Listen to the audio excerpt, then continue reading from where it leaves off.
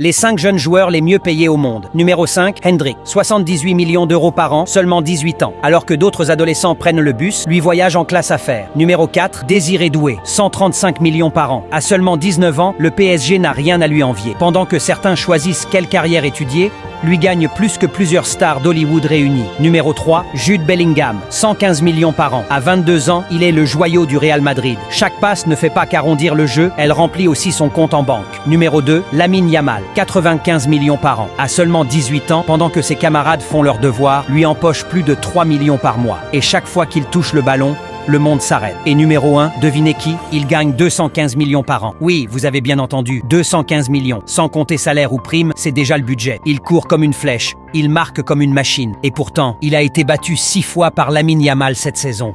Tu sais qui c'est? Donne son nom dans les commentaires. Voici 5 jeunes footballeurs sans tatouage. Numéro 5, Arda Güler, Real Madrid. Le Turc garde sa peau intacte, pas de tatouage. Seulement du talent, de la vision et de l'élégance.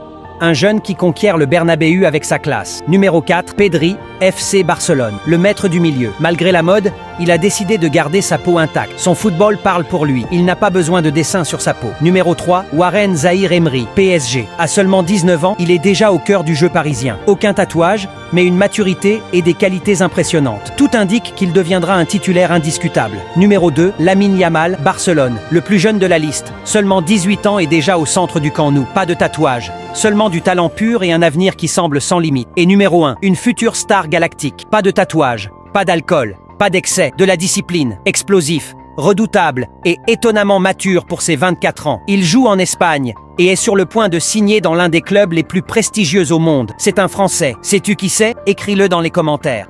Les footballeurs, arrêtez de vous prendre pour des icônes de mode, parce qu'à côté des joueurs de la NBA, vous ressemblez à des stagiaires. Côté football, on a Kylian Mbappé, Cristiano Ronaldo, Neymar, toujours tiré à 4 épingles, costume Dior ou Louis Vuitton, sneakers Gucci, look digne de la Fashion Week. C'est élégant, oui, mais souvent très sage. Pendant ce temps, la NBA, c'est du pur spectacle. LeBron James, le dieu du look, Russell Westbrook, le maestro, Shai Gilgeous-Alexander, le pilier du look NBA. Eux, ils cassent les codes. Oversize, couleurs vives, tenue complètement expérimentale et toujours des pièces uniques signées Off-White, Fear of God ou Amiri. Les footballeurs semblent vouloir plaire à tout le monde. Les basketteurs, eux, s'habillent pour s'exprimer. Dans la mode, le risque paye et c'est pour ça que les joueurs NBA deviennent des références culturelles, pas juste sportives. Chaque entrée dans l'arène NBA, c'est un mini défilé de mode où tu ne sais jamais à quoi t'attendre. À côté, l'arrivée d'un footballeur au stade, c'est juste une photo posée avec un costume gris. Quand tu compares, tu vois la différence. Les footballeurs jouent la sécurité, les basketteurs prennent des risques. Dans la mode comme sur le terrain, la NBA joue en freestyle et ça marche. Alors, dis-moi, team football ou team NBA? Abonne-toi. Un jour, José Mourinho disait à une journaliste, « Le jour où CR7 prendra sa retraite, même les stades verseront des larmes. Les ballons feront de même parce qu'il est le seul capable d'inscrire 900 buts en carrière et de remporter 3 Ligues des champions consécutives avec le Real Madrid. » Certains disent qu'il doit gagner une Coupe du Monde pour être comparé au plus grand, mais ces gens ne connaissent pas vraiment le football. Même Messi sait qu'il n'est pas le meilleur joueur de l'histoire argentine. Être le meilleur joueur de l'histoire exige de prouver son talent dans plusieurs ligues.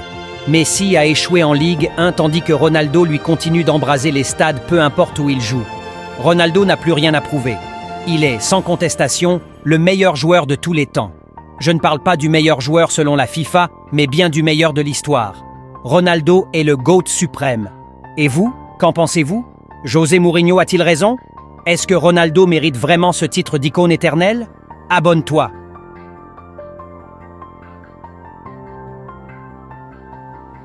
Voici les 4 footballeurs les plus riches en France.